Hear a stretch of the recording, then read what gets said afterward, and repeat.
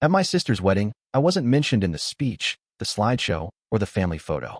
When I asked why, her groom smirked and said, honestly, we didn't want background characters in our memories. I nodded, sat down at my table by the exit, then quietly canceled the catering final payment. The main course never even made it to the tables. I, 32M, never thought my sister's wedding would be the day I'd finally understand where I stood in my family. But sometimes the truth hits you like a freight train, and all you can do is decide how to respond. The venue was stunning, a lakeside resort that cost more than most people's cars. My sister had always dreamed big, and her fiancé came from the kind of money that made those dreams reality. I'd been watching the preparations for months, offering help wherever I could, even though I was going through my own financial struggles after my divorce. The ceremony went off without a hitch. She looked radiant walking down the aisle, and I felt that familiar surge of protective love I'd always had for her. We'd grown up close, or so I thought. I was the older brother who taught her to ride a bike, who scared off her first boyfriend when he broke her heart, who helped her move apartments more times than I could count. During the cocktail hour, I mingled with relatives I hadn't seen in years. Everyone seemed excited, the champagne was flowing, and I was genuinely happy for her. The reception hall was decorated with fairy lights and white roses, everything elegant and perfect. I found my assigned table near the back, close to the exit doors, which seemed odd since immediate family usually sat closer to the head table, but I didn't think much of it at the time. The dinner service was supposed to start at 7.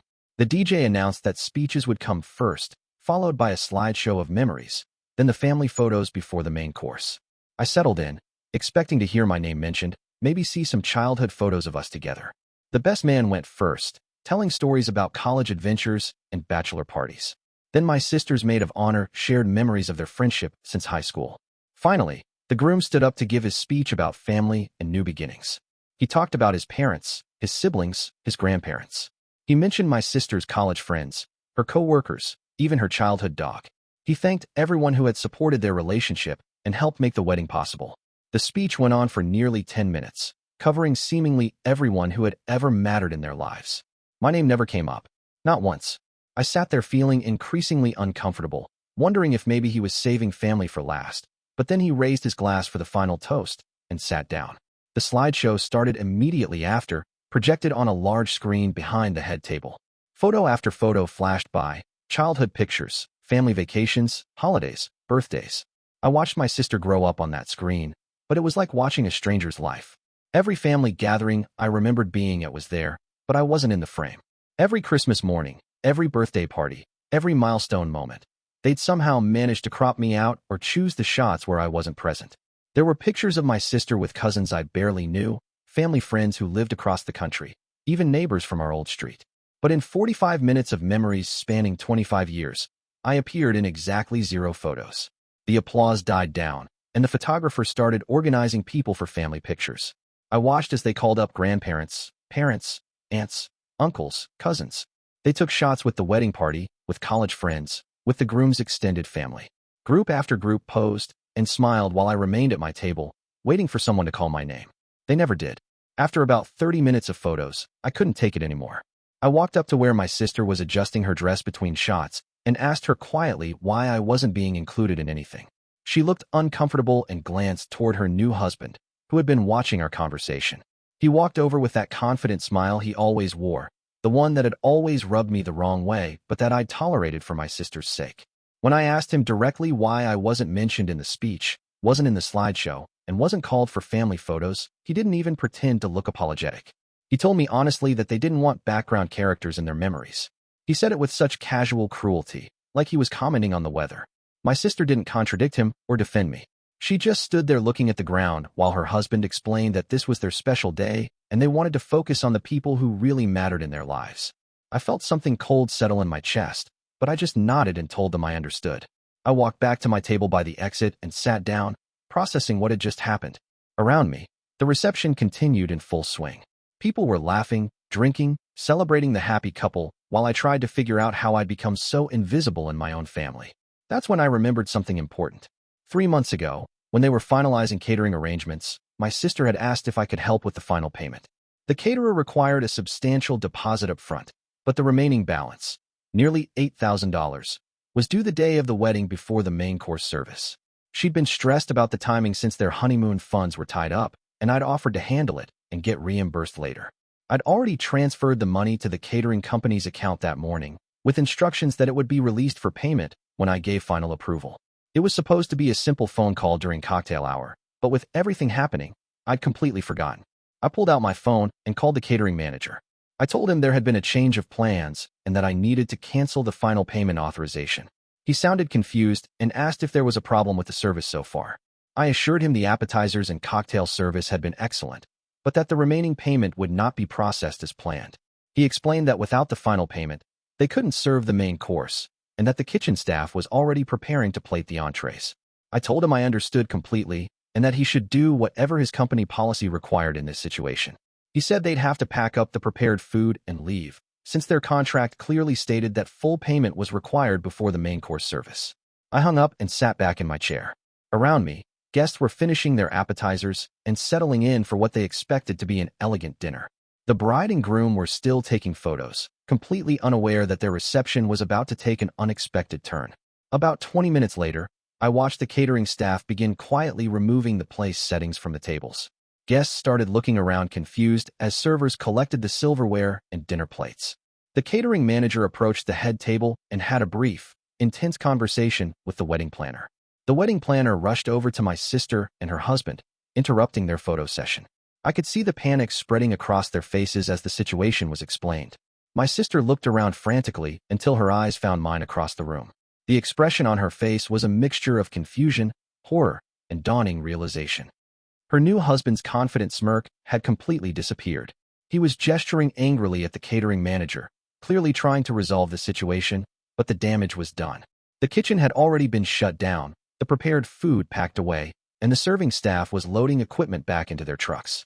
Guests were starting to murmur among themselves, wondering what was happening. Some people approached the bar for more drinks, assuming dinner was just delayed. Others checked their phones or started conversations about whether they should find somewhere else to eat. My sister broke away from the group and walked quickly toward my table. She asked what was happening with the catering, and I explained calmly that I'd canceled the final payment. When she asked why, I reminded her of her husband's words about background characters and told her I'd decided they were right. I didn't belong in their memories, so I didn't belong at their celebration either. She started to argue, saying that wasn't what they meant, but her husband had followed her over and his face was red with anger. He demanded to know what I thought I was doing, ruining their wedding over hurt feelings. I told him I wasn't ruining anything. I was simply removing myself from their special day, just like they'd wanted. The wedding planner approached our group, looking stressed and professional. She informed them that the catering company was packing up and leaving, and that they needed to make alternative arrangements immediately if they wanted to feed their guests. She suggested ordering pizza or finding a nearby restaurant that could accommodate a large group on short notice. My sister started crying, her perfect makeup running down her cheeks. She begged me to fix this, to call the caterer back and restore the payment. I told her I would consider it, but first I wanted to understand something. I asked her directly when I had stopped being her brother, when I had become just a background character in her life. She couldn't answer. She stood there in her beautiful white dress, surrounded by the chaos of her disrupted reception, and couldn't give me a single reason why I'd been erased from her memories. Her husband tried to interrupt, saying this wasn't the time or place, but I ignored him completely. I told my sister that I'd spent months helping with wedding preparations, that I'd rearranged my work schedule to be available for family events, that I'd put my own financial recovery on hold to help make her dream wedding possible. I asked her to name one thing I'd done to deserve being treated like I didn't exist. The silence stretched between us while guests continued milling around, some starting to leave as word spread that dinner wasn't happening. The DJ kept playing music, but the energy in the room had completely shifted from celebration to confusion and awkwardness. Finally, my sister admitted that her husband had convinced her that having me prominently featured in their wedding would remind people of my recent divorce and financial problems. He'd argued that their wedding should be about success and happiness, not about family members who were struggling. She'd gone along with it because she wanted everything to be perfect. Her husband tried to defend their decision, saying that weddings were expensive and they had the right to control their own narrative. He insisted that I was being dramatic and selfish, that I should have just enjoyed the party instead of making everything about myself. I stood up from my table and told them both that they were absolutely right about one thing.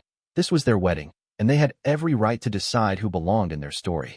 I told them I respected their choice and that I was simply making my own choice in response. I walked toward the exit, but my sister grabbed my arm and asked what she could do to fix this. I told her the solution was simple. She could acknowledge that I was her brother, include me in one family photo, and mention my name in some small way during the evening. If she did that, I'd call the caterer and see if they could return to serve dinner, even if it meant paying additional fees for the disruption. She looked back at her husband, who was shaking his head and telling her not to negotiate with me. He said I was manipulating the situation and that giving in to my demands would set a bad precedent. He insisted they could salvage the evening without my help. My sister had to choose between her new husband's pride and her relationship with her brother. She chose her husband. I left the reception and drove to a nearby restaurant where I ordered a quiet dinner for myself. My phone buzzed constantly with calls and texts from family members who had heard about the situation, but I didn't answer. I needed time to process what had happened and what it meant for my future relationship with my sister. Update 1. The next morning, I woke up to 17 missed calls and 43 text messages. The wedding had apparently become a complete disaster after I left. Without dinner service, guests had started leaving in droves. Some people ordered pizza delivery to the venue, but it wasn't nearly enough food for 200 guests. Others went to nearby restaurants in their formal wear, creating an awkward situation for everyone involved. My parents called me furious, demanding to know how I could ruin my sister's wedding over something so petty. They said I'd embarrassed the entire family and that my behavior was unforgivable. When I tried to explain what had happened with the speech and photos, they brushed it off as a misunderstanding that didn't justify my response. My sister sent a long text message apologizing for how things had been handled, but also asking me to understand her position. She said her husband was just trying to protect their special day and that I'd overreacted to what was essentially a planning oversight. She wanted to meet for lunch to talk things through and repair our relationship. I agreed to meet her, but only if she came alone. We sat in a quiet cafe where we'd had countless conversations over the years, and for the first time in months, she seemed like my little sister again instead of a bride caught up in wedding planning stress. She admitted that the exclusion hadn't been accidental. Her husband had systematically gone through all their wedding plans and removed any prominent mentions of me. He'd told her that my presence would bring down the mood because people would ask about my divorce and job situation. She'd convinced herself that it was just about keeping things positive, not about erasing me entirely. I asked her why she'd gone along with it, and she broke down crying.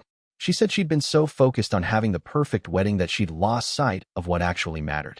Her husband had been very persuasive about creating the right image for their new life together, and she'd gotten caught up in his vision of success and status. But then she said something that really hurt. She admitted that part of her had agreed with his assessment. She said that over the past year, being around me had reminded her of problems and struggles, and she'd wanted her wedding to be purely about joy and celebration. She'd thought that minimizing my role would be easier than dealing with the complicated emotions my situation brought up. I told her I understood her reasoning, but that it didn't make the pain any less real. I explained that being excluded from my own sister's wedding memories felt like being told I didn't matter, that my love and support over the years counted for nothing when it came time to celebrate her happiness. She apologized repeatedly and asked what she could do to make things right. I told her the damage was already done, not just the wedding night, but the months of planning where she'd actively chosen to erase me from her special day. I said I needed time to figure out whether our relationship could recover from this level of betrayal. Update 2. 2 weeks after the wedding, my brother-in-law called me directly. He'd never called me before. All our communication had always gone through my sister. His tone was completely different from the smug confidence he'd shown at the wedding. He sounded tired and stressed. He told me that the wedding disaster had caused problems in their marriage that he hadn't anticipated. My sister had been crying every day, family members were taking sides, and their honeymoon had been overshadowed by constant arguments about what had happened. He said he was calling to apologize and to ask if we could find a way to move forward. I listened to his apology, but it felt hollow. He kept focusing on the consequences of his actions rather than acknowledging why those actions were wrong in the first place. He seemed more concerned about fixing his marriage than about understanding how his behavior had affected me. When I asked him directly why he'd felt the need to erase me from their wedding, he gave me the same explanation about wanting to maintain a positive atmosphere. But then he added something new. He admitted that he'd felt threatened by my close relationship with my sister and had wanted to establish clear boundaries about who would be prioritized in their new family unit. That admission changed everything for me. This hadn't been about wedding planning or maintaining a positive mood. This had been about him systematically isolating my sister from her family so he could have more control over her life and decisions. The wedding exclusion was just the beginning of a larger pattern. I told him I appreciated his call, but that his apology didn't address the real issue. I said that until he could acknowledge that his behavior was about control rather than celebration, we didn't have a foundation for rebuilding any kind of relationship. He got defensive and said I was reading too much into the situation, that he loved my sister and would never try to control her. But then he made a comment that revealed his true feelings. He said that my sister needed to focus on her new life and new family, and that dwelling on past relationships would only hold her back from moving forward. I ended the call and immediately texted my sister to ask if we could meet again. When we sat down, I shared the conversation I'd had with her husband and asked her to really think about whether this was an isolated incident or part of a larger pattern in their relationship. She was quiet for a long time, and then she started talking about other things that had happened during their engagement. How he discouraged her from spending time with certain friends because they were negative influences. How he'd convinced her to change jobs because her old workplace was beneath her potential. How he'd gradually shifted their social circle to focus primarily on his friends and colleagues. She realized that the wedding exclusion wasn't about me at all. It was about him establishing control over her relationships and her sense of identity. She said she'd been so focused on the wedding planning that she hadn't noticed how isolated she'd become from the people who had always mattered to her. Update 3. My sister asked for my help in a way I never expected. She said she was starting to see her marriage differently and needed someone she could trust to help her figure out what to do next. She was scared that she'd made a terrible mistake, but didn't know how to address it without destroying her life. I told her I'd always be there for her, but that she needed to be honest with herself about what she wanted her life to look like. I couldn't make decisions for her, but I could support her in making her own choices. Over the next few months, she started rebuilding relationships that her husband had discouraged. She reconnected with old friends, started spending more time with family, and began to reclaim parts of herself that she'd lost during the engagement process. Her husband didn't react well to these changes. He became increasingly controlling and manipulative, trying to convince her that her family and friends were jealous of their success and trying to sabotage their marriage. But now that she could see the pattern, his tactics stopped working. 6 months after the wedding, she filed for divorce. It was messy and expensive, but she said it was the best decision she'd ever made. She moved back to town and slowly started rebuilding her life on her own terms. The wedding disaster had been painful for everyone involved, but it had also revealed truths that might have taken years to surface otherwise. My sister learned that love shouldn't require her to erase the people who matter to her. I learned that sometimes standing up for yourself means accepting that relationships might not survive the confrontation. We're closer now than we've been in years. She often thanks me for refusing to be erased from her life, even when it meant ruining her wedding day. She says that my response forced her to confront realities about her marriage that she'd been avoiding. Looking back, I don't regret canceling that catering payment. It was a dramatic response to a painful situation, but it was also the moment when I decided I wouldn't accept being treated as disposable by the people who were supposed to love me.